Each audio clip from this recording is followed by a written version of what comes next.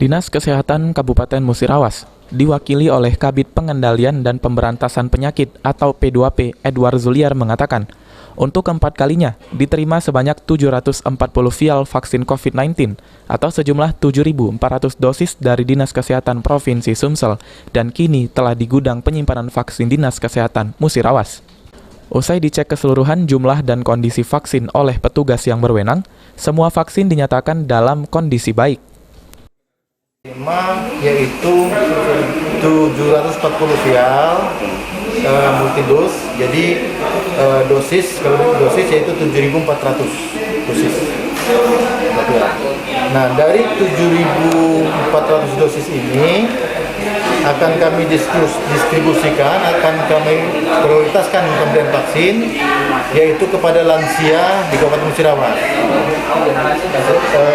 Kalau dari total lansia yang ada, ini ada berdasarkan hasil pendataan kami, itu ada 29.286 lansia di Musirawas.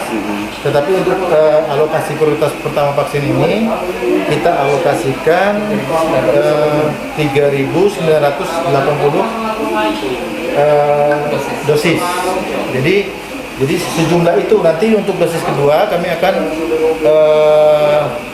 mengajukan permohonan lagi permintaannya. Berdasarkan data Dinas Kesehatan Kabupaten Musirawas, ada sebanyak 29.000 lebih lansia yang akan menerima vaksin COVID-19.